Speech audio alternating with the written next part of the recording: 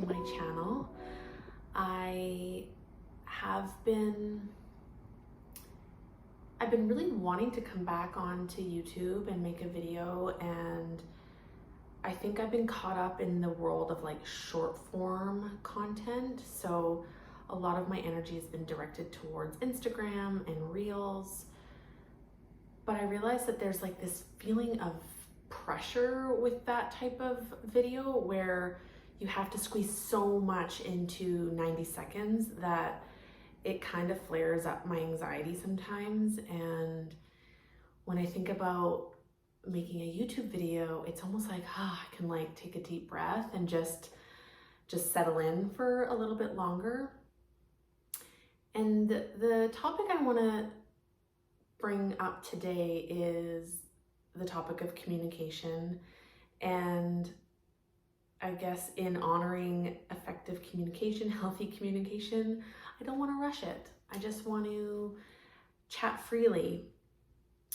There are a few specific things that I want to chat with you about today, and they are things that have come up, teachings that have come my way as a result of being in a long distance relationship. So if you are new here, my husband Brian and I are in the midst of a 2-year so far long distance relationship where he's living in Washington State. I'm here in Victoria on Vancouver Island, and I have applied for a visa to move to the States to be with Brian, but it's yet to go through. So that is where we're at. And with that configuration, with the way our relationship is currently set up, we rely heavily on communication. And I am not someone who ever thought I could be in a long distance relationship, and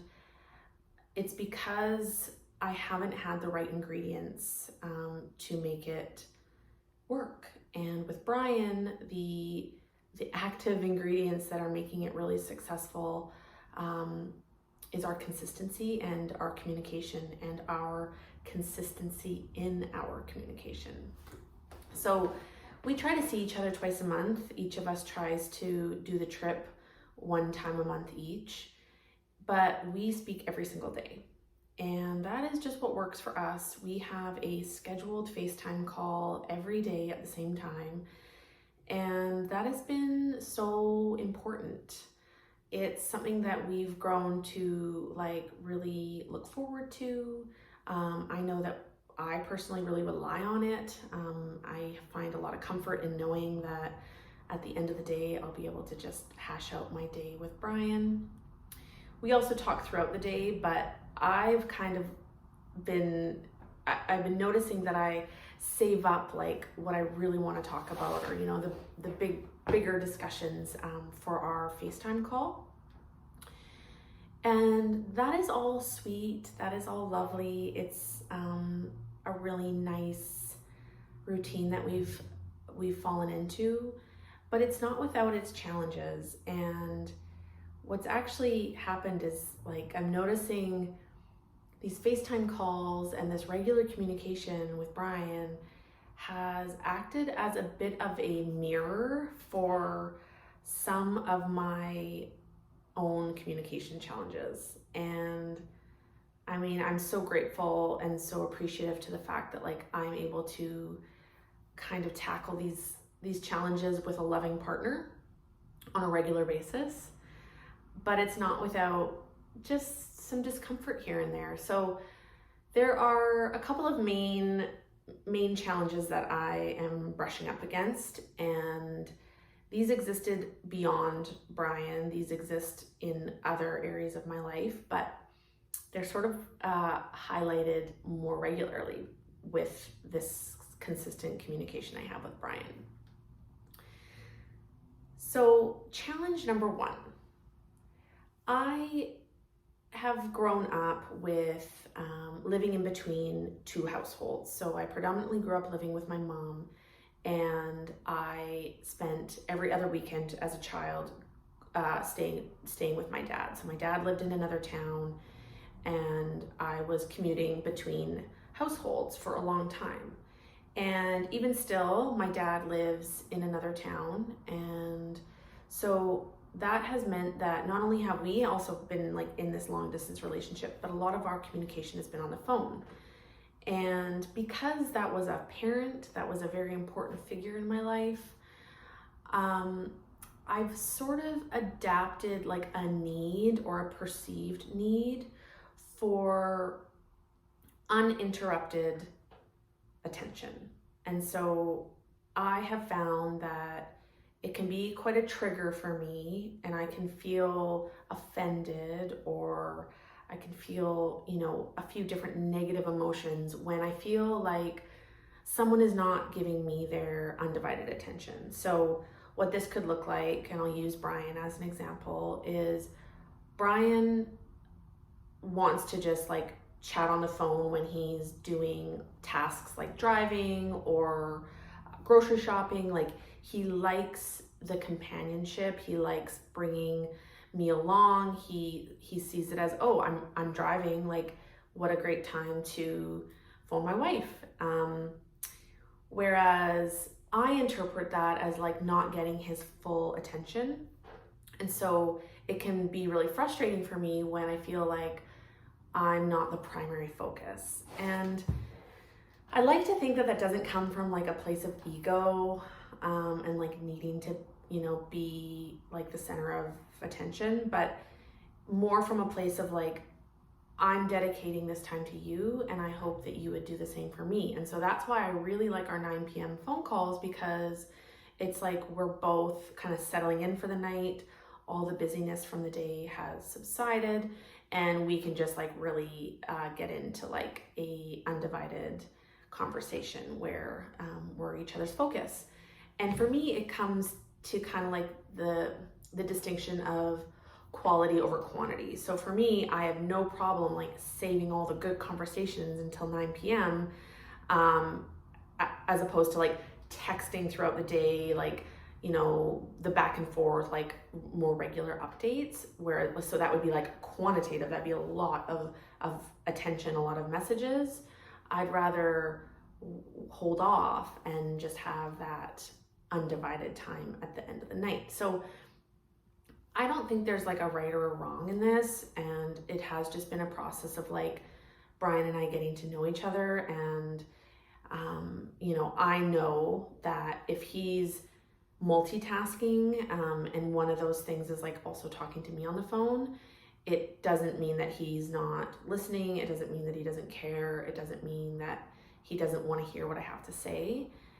And he knows that if I'm getting a little bit irritable, or if I'm saying, why don't you just call me when you're done, that it's coming from a place of like just wanting that more dedicated focus and needing a little bit more from him at that time. And it's okay to communicate those things. There's never a time where, we're criticizing each other for having those different communication styles or communication needs. It's just acknowledging it, and it's acknowledging that, there's lots of ways of doing things. So that is sort of one area of growth, and one area that, I still find a little bit sticky from time to time.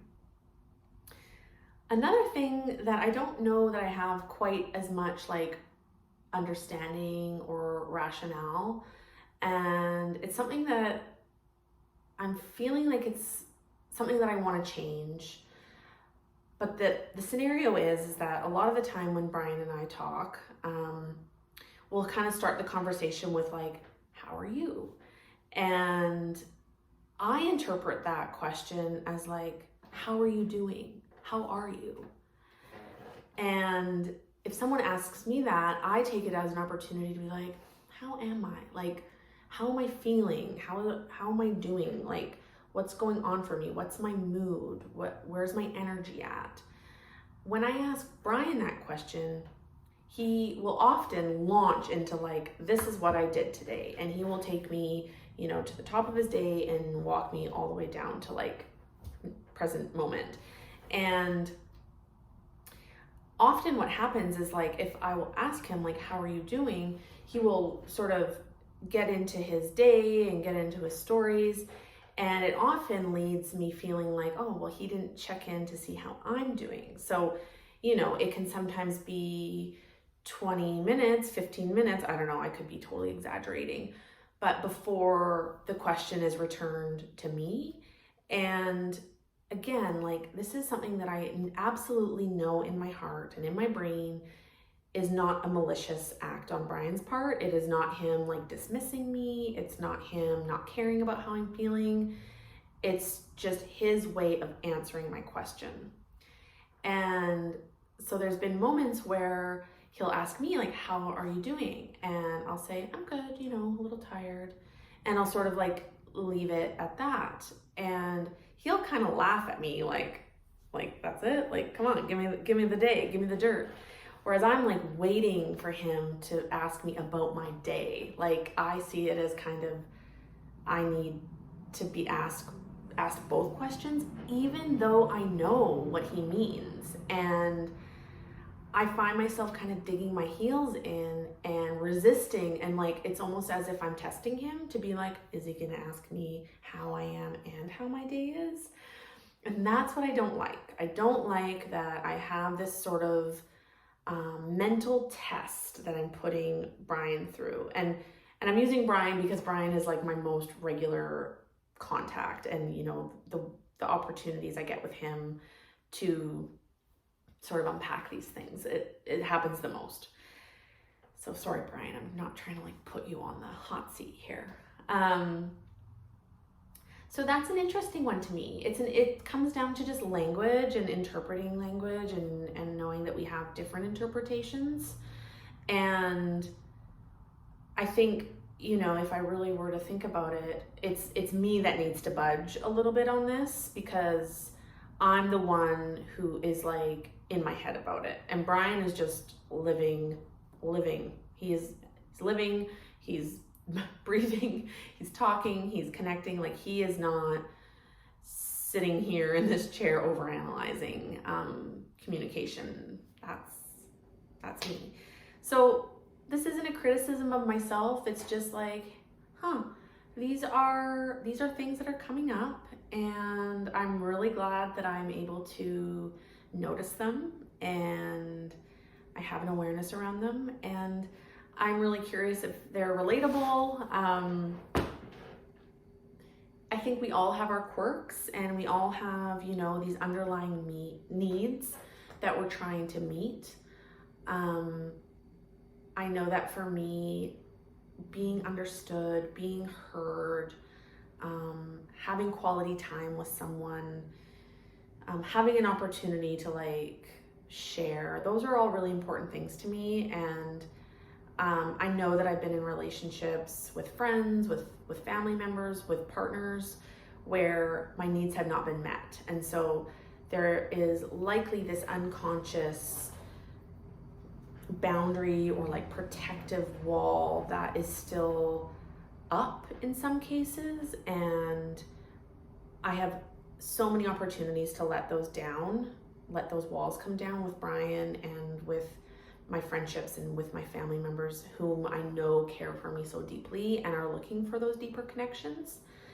And so, yeah, I just wanted to share that reflection on communication and how we all just, I think, are all looking for connection. And sometimes we don't even realize that we have these patterns that are actually hindering our ability to deeply connect with someone.